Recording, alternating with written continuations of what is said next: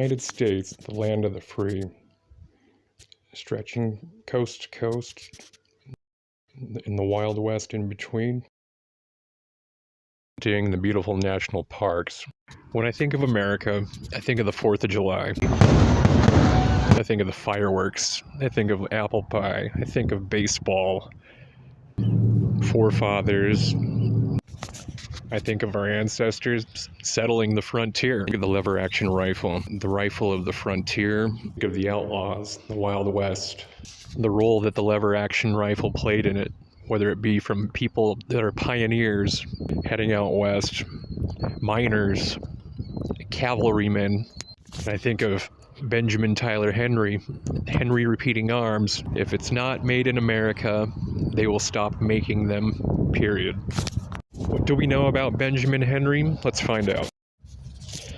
Benjamin Tyler Henry was born in Claremont, New Hampshire in 1821. Not much is known about his earlier life, but he had apprenticed as a gunsmith as a young man and worked his way up to shop foreman at the famous Robbins and Lawrence Arms Company in Windsor. Robbins and Lawrence played a huge significant role in the adaptation and development of firearms in the 1800s.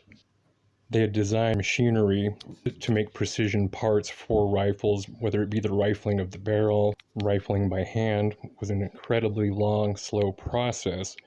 The development of the green machine. Robin and Lawrence were efficient manufacturing firearm components. And with Benjamin Henry supervising the whole operation, they were in good hands.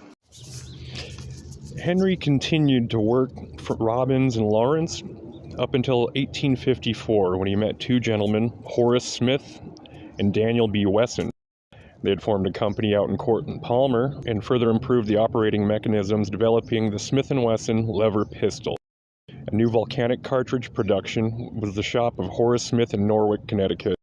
Originally, they used the name Smith & Wesson Company, however it was changed to Volcanic Repeating Company or Volcanic Repeating Arms Company in 1855. With addition of investors, one of them was another man named Oliver Winchester. Volcanic Repeating Arms Company obtained all the rights for the volcanic designs, both rifle and pistol versions, and were in production by this point, as well as all of the ammunition from the Smith & Wesson Company.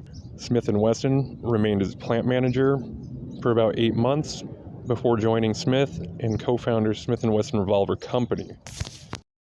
In the 1800s, the firearm industry was booming.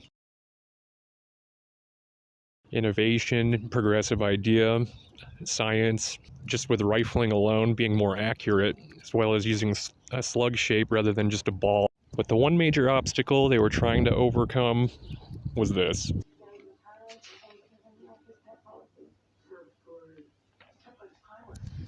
Now, being able to shoot 3 rounds off in under a minute is usually about the standard what the military would want back then.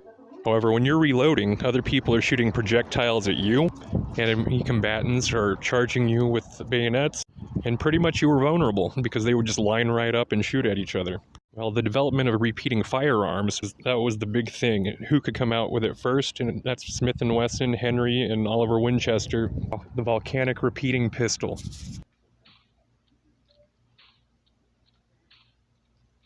On October 16th of 1860, he received a patent on the Henry .44 caliber repeating rifle, which soon proved the worth of the lever-action design on the battlefields of the American Civil War, where Henry's rifles were used alongside muzzle-loading rifled muskets such as the Springfield Model 1861. The first Henry rifles were not produced for the Army until mid-1862. In 1864, Henry grew angry over what he believed was inadequate compensation and attempted to have the Connecticut legislature award him the ownership of New Haven Arms.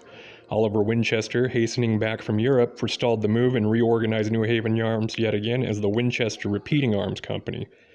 Winchester had the basic design of the Henry rifle completely modified and improved to become the first Winchester rifle, the Model 1866, which fired the same .44 caliber rimfire cartridges as the Henry, but an improved magazine with the addition of a loading gate on the right side of the receiver, invented by Winchester employee Nelson King.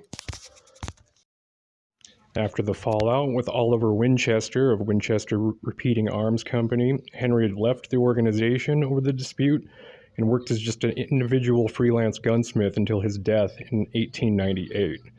Henry's contribution to the firearm world whether it be with military applications such as a horse cavalry of the Union, or the private citizen who wants a nice sporting rifle to take out for the next hunt.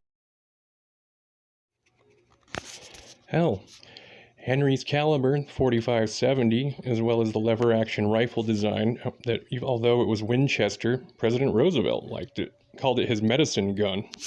Lever action rifles would be as famous if they were if it wasn't for Benjamin Henry. And although the company remains small, it's family owned today, and everything that they manufacture is all made in the United States. Their policy is, if it's not made in the US, it's not made at all.